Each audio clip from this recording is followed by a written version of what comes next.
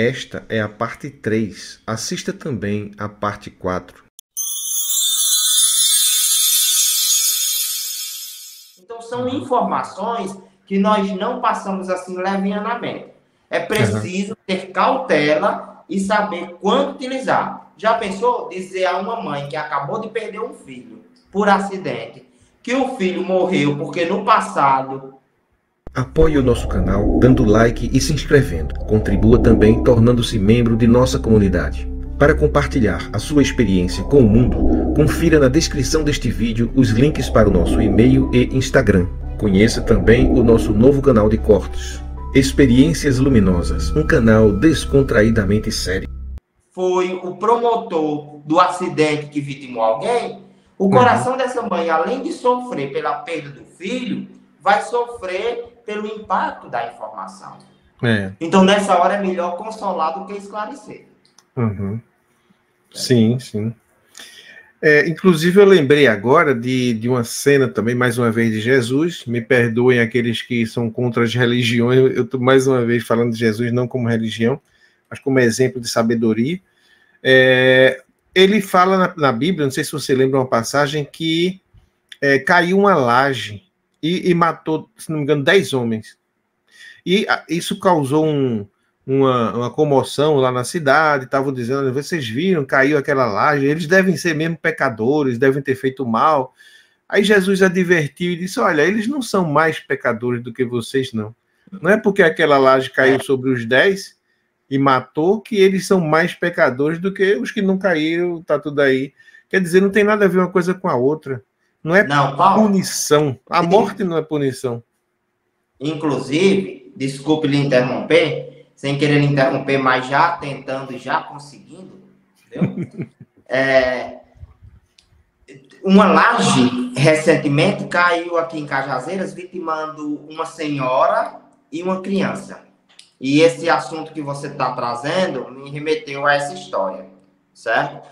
Eu realizei em Cajazeiras, entre 2016 e 2018, 2 anos e meio de cartas públicas.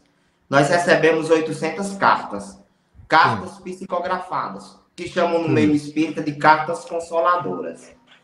E, às vezes, quando nós somos chamados para uma palestra nos Sirineus ou em outra casa espírita, às vezes, não em todas as situações, nós recebemos cartas para as pessoas que lá estão. E eu estou recordando, para pegar um gancho nisso que você está dizendo, que quando a carta dessa senhora veio e ela trazia a criança pelo braço, pela mão, toda a carta para os familiares, que foi muito impactante, foi muito emocionante, só trazia a condição que elas encontraram no mundo espiritual. Só trazia os detalhes saudosos que as famílias vivenciaram na intimidade. E só trazia a ideia de perdão diante daquela pessoa que tinha construído a laje e que depois a laje caiu, provocando essa tragédia. Só trazia o sentimento de perdão em relação à pessoa que construiu. Em nenhum momento da carta vinha as explicações do passado sobre o porquê delas terem passado por aquilo. Pois é. As pessoas ainda têm aquela ideia de que Deus castiga, né? Que não faça esse pecado porque Deus castiga. Inclusive, foi assim que Deus foi me apresentado quando eu era bem pequeno.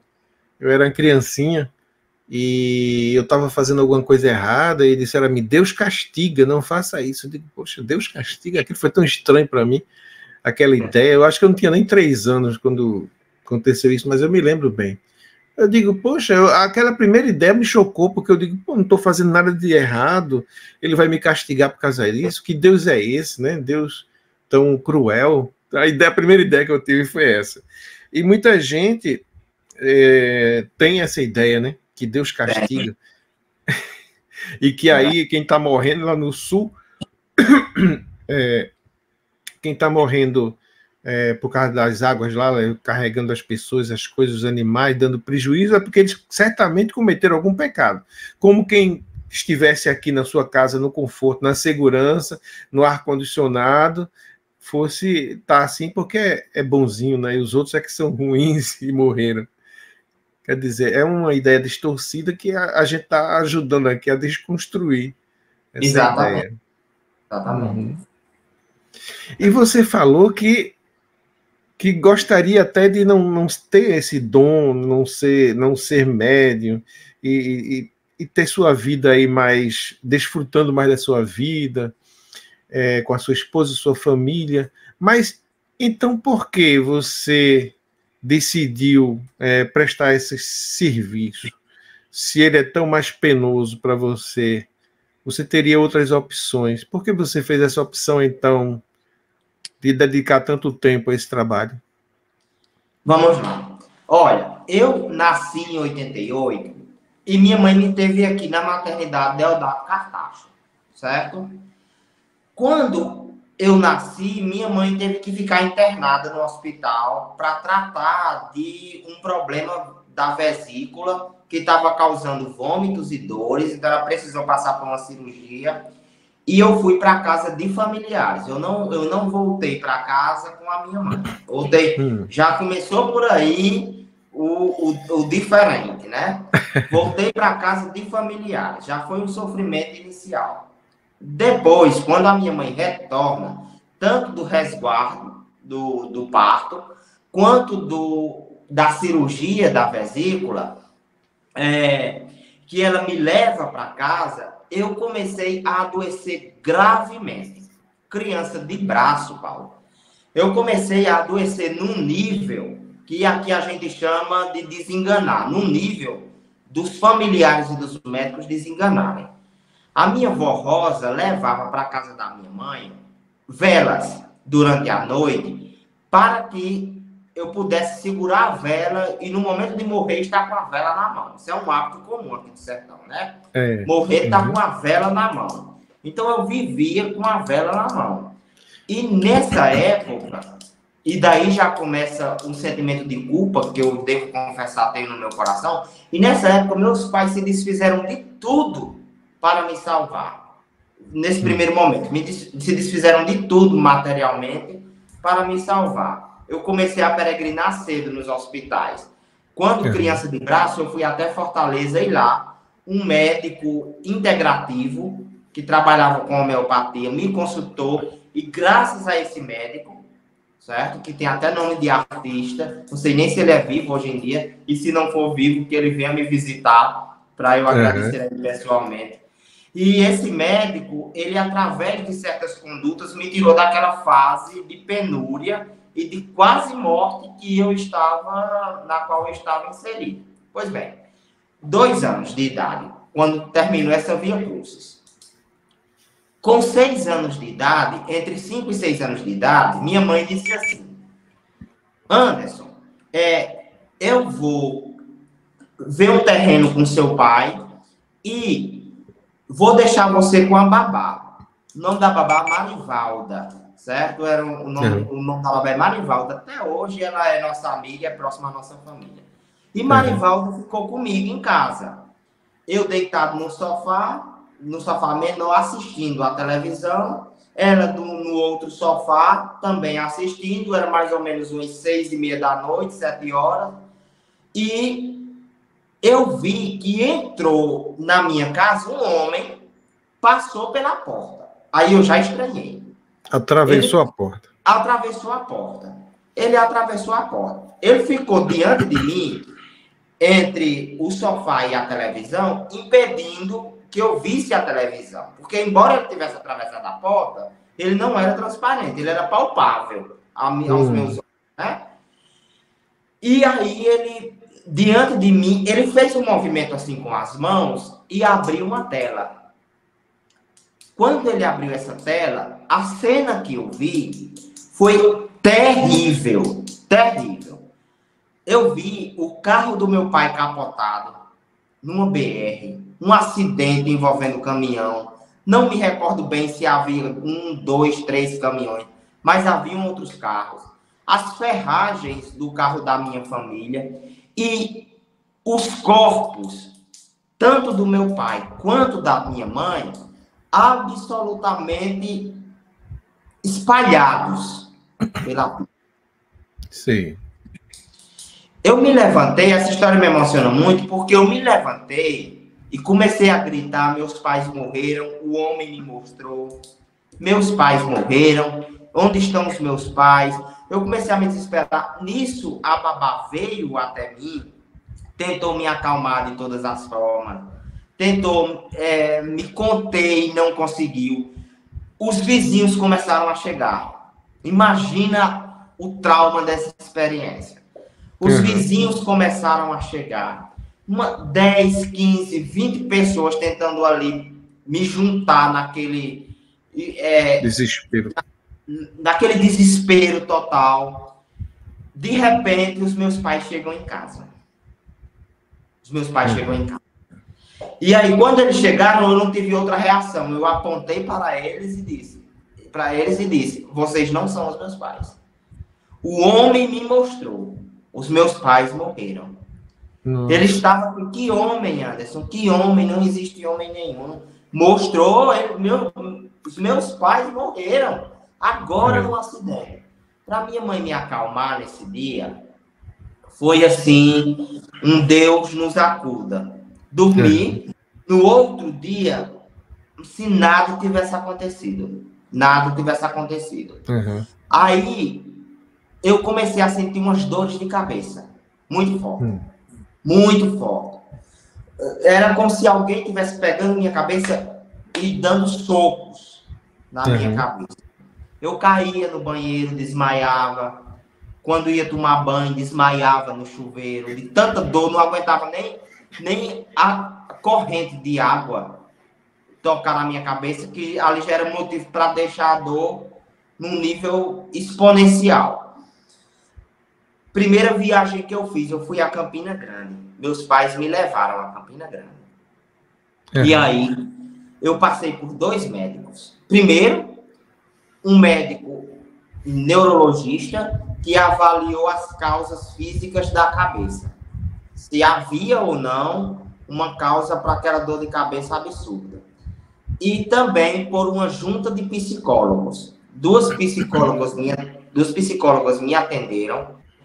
E eu me lembro que elas me levaram para uma sala e fizeram um teste que hoje, fazendo psicologia, eu já tive contato com esse teste. É o teste de casa, árvore e pessoa. Que serve para ver se a criança tem algum problema psicótico ou de ansiedade e tudo mais. E aí eu fui submetido a esse teste. As psicólogas disseram, olha, ele cognitivamente está bem. Inclusive, quando eu chegava no meio do ano, na escola, já me passavam para a série seguinte. Cognitivamente estava tudo normal. Mas o que é que eu indico à senhora? Volte a Cajazeiras e procure imediatamente uma psicóloga chamada fulano de tal, que ela vai atender seu filho e ele precisa de atendimento com certa urgência. Voltamos a Cajazeiras. Cessou a dor de cabeça com essa volta. Cessou a dor de cabeça. Sim. Quando foi um certo tempo depois, eu comecei a sentir alguém me esganando, pegando no meu pescoço, não me deixando engolir. Quando eu ia beber água, essa pessoa pegava no meu pescoço. Quando eu ia me alimentar, essa pessoa pegava no meu pescoço. Você via ou sentia? Sentia as mãos, os dedos. Eu sentia o pegar e sentia os dedos arrochando. E aí comecei a definhar. Minha mãe trazia latas. Eu sei que é até assim um pouco não adequado falar sobre isso, mas minha mãe trazia latas para dentro de casa porque eu não engolia nem saliva. Então eu cuspia numa lata. Quando a lata estava cheia, minha mãe descartava e trazia a lata de volta. Perdendo peso a olhos vistos e dizendo, ele está me sufocando, ele está me agredindo, tem alguém pegando no meu pescoço, tem alguém que na hora que eu vou comer pressiona minha garganta. Entende? Aí, nessa história, teve um dia em que eu vi tanta coisa, senti tanta coisa que me levaram para o hospital. Hospital Regional de Cajazeiras. Chegou lá, o médico disse, eu não posso medicar uma criança aqui sem explorar melhor a situação, mas tem a psicóloga que a senhora vai levar ela, e era a mesma psicóloga que tinha a indicação de Campina Grande. Minha mãe saiu comigo do hospital e fomos à casa dessa psicóloga de madrugada. Chegamos lá, o marido da psicóloga informou que ela não estava em casa, que ela estava na casa da mãe. A mãe era idosa, estava doente, estava na casa da mãe. Nós fomos até a casa da mãe dela. Ela fez o meu primeiro atendimento psicológico lá de madrugada na casa da mãe dela, numa sala reservada. Nossa. Depois disso, eu fui para a psicóloga todos os dias. Todos os dias. E comecei a ver, e comecei a ouvir os espíritos.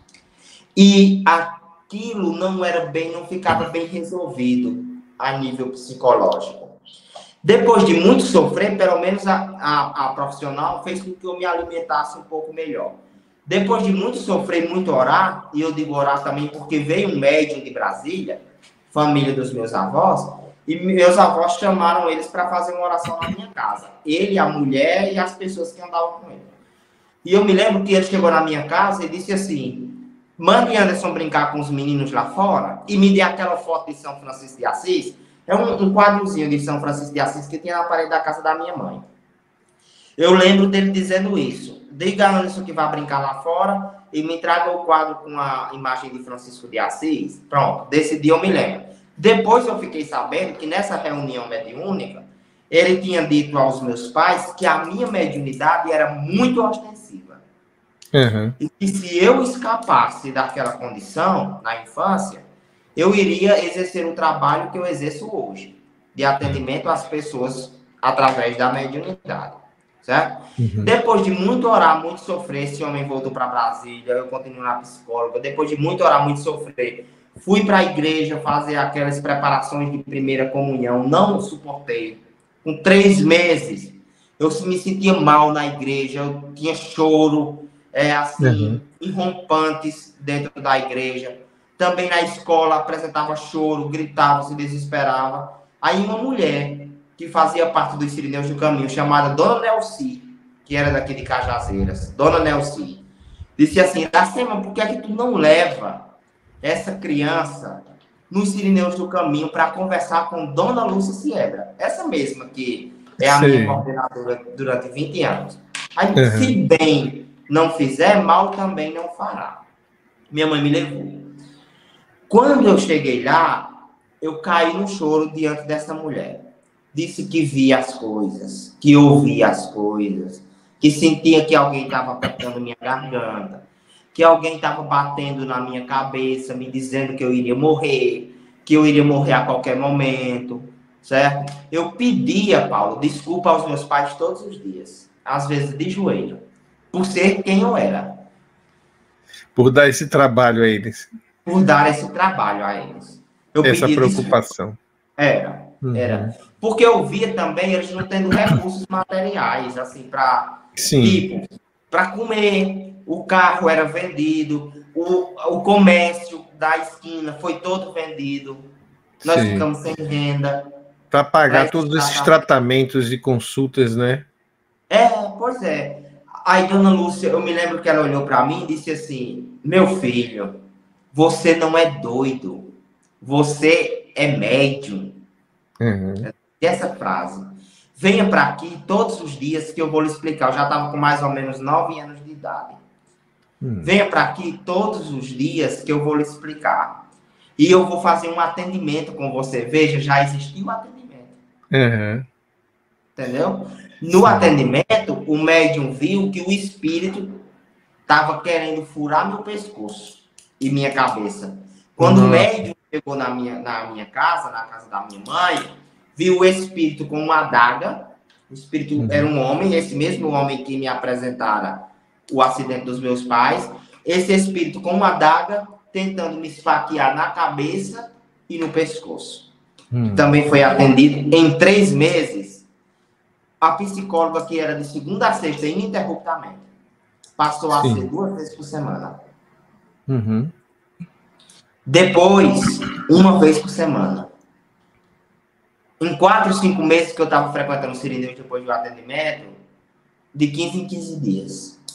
E assim eu fui conseguindo me desenvolver, conseguindo estudar, conseguindo ganhar peso, conseguindo ter amizades, conseguindo viver. E aí você me pergunta, por que é, Anderson, que você diz isso, que se pudesse não teria nem mediunidade?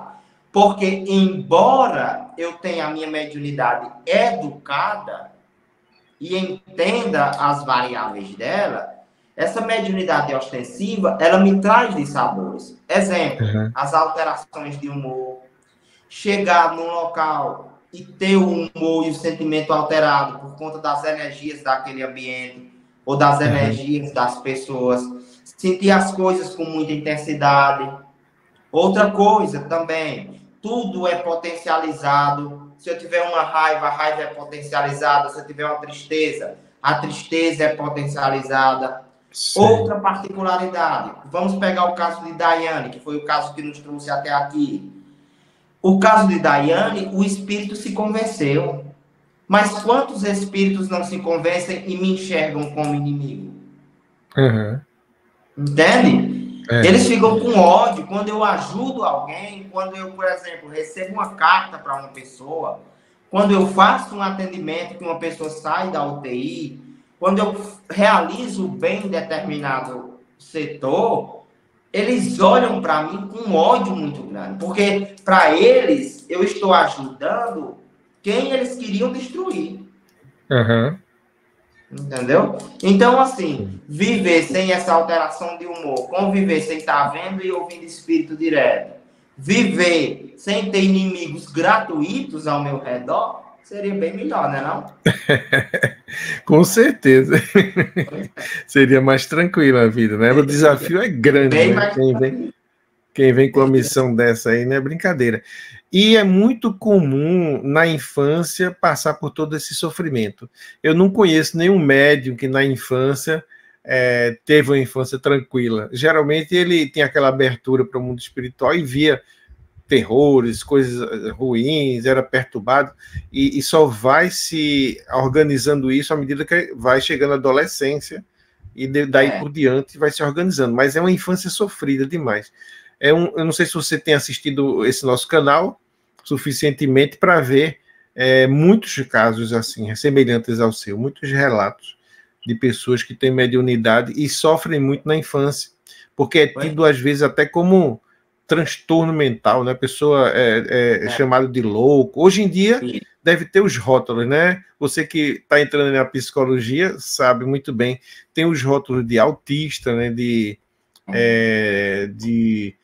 E outros transtornos, bipolar. Tem um que é muito interessante, que é chamado de experiências anômalas. Eu escutei esse rótulo recentemente, através de um canal aqui do YouTube, que é experiências anômalas.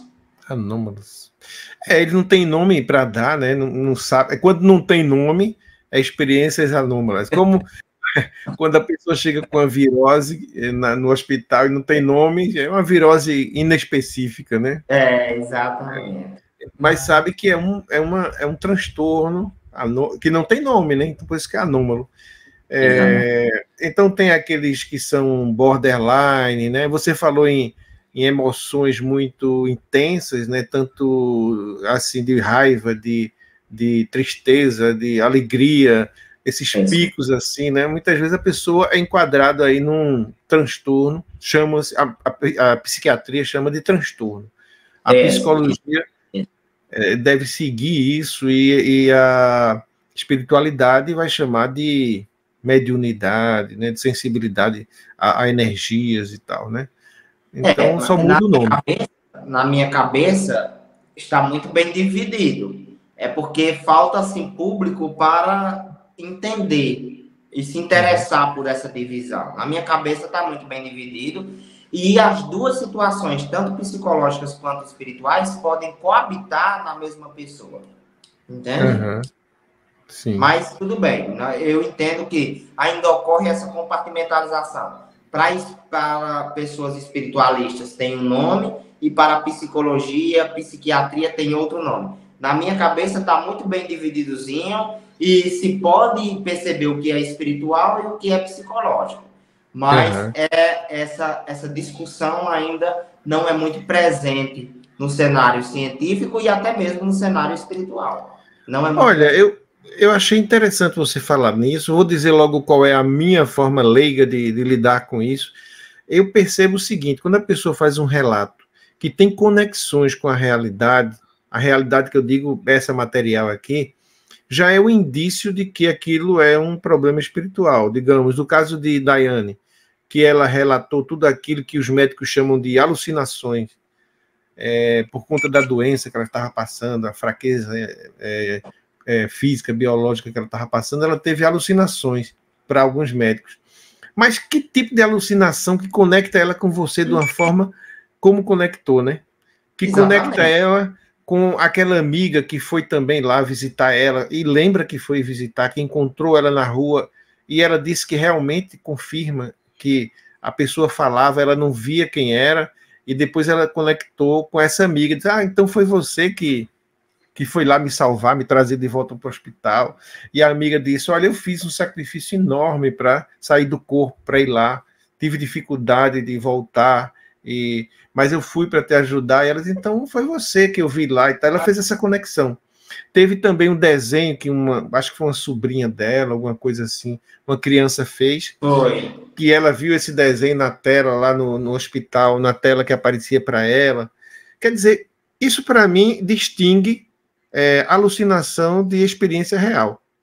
Uma alucinação, ela não tem conexão com nada, é uma coisa absurda, que você não consegue explicar, não consegue conectar com nada, a não ser, é um verdadeiro transtorno.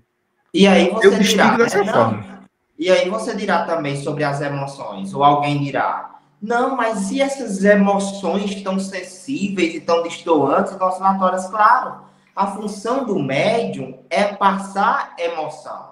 A função do médium é comunicar palavras, frases, textos, comunicações que vêm dosadas de emoção. Se o médium não tiver essa maleabilidade emocional, se o médium não tiver essa maleabilidade, não se tornar uma expressão muito rebuscada do movimento espírita, um instrumento dócil na mão dos espíritos, né? Então ele fica com a mediunidade engessada. Se você pega o áudio da comunicação de Daiane, por exemplo, e você escuta na íntegra essa comunicação, você vê que o espírito expressa o ódio. Não são palavras soltas, lineares, não. O médium, ele tem que ter o seu psiquismo do ponto de vista de neurotransmissor, de dopamina, de química cerebral, de noradrenalina, preparado para essa comunicação espiritual. Então, para mim, está muito claro. Igual para você, muito claro uma coisa da outra. Quer dizer que é dessa forma também que você distingue, que você diz que divide muito bem uma coisa da outra, como seria? Um dos primeiros pontos. Por exemplo, no transtorno do espectro autista, no transtorno de déficit de atenção e hiperatividade, na esquizofrenia em seus 3 tipos, na bipolaridade, existe perda cognitiva. Nos médios, Paulo, eles veem espíritos, ouvem espíritos, sentem espíritos, sem perda cognitiva alguma. Eles relatam, eles não quebram com a realidade. Por exemplo, chama a mãe de dragão, chama o pai de cavaleiro templário. Não, eles dizem assim, mãe, pai, eu estou vendo. Olha o espírito, olha o fantasma, olha o anjo, olha o vovó que morreu, está aqui.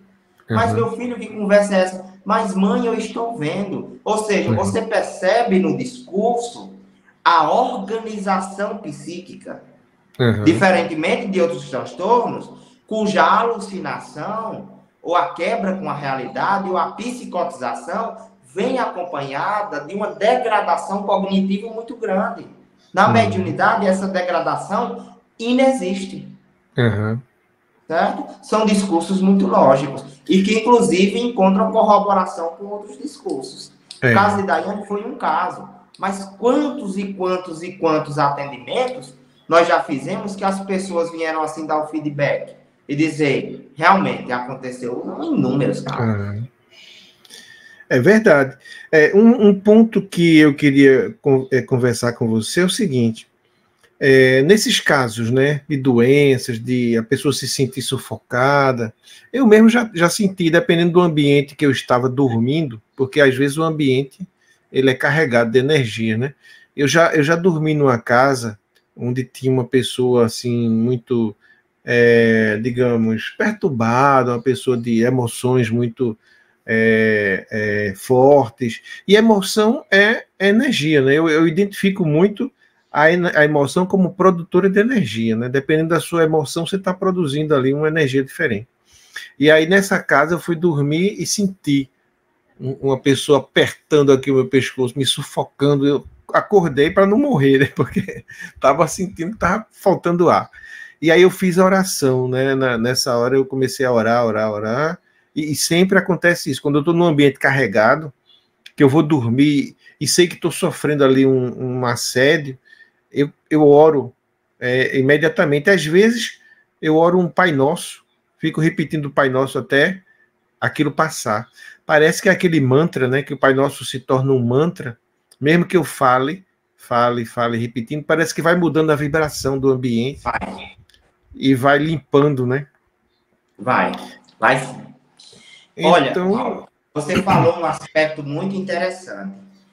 Tem um tipo de mediunidade na qual eu estou me aprofundando agora, que é chamado de mediunidade onírica.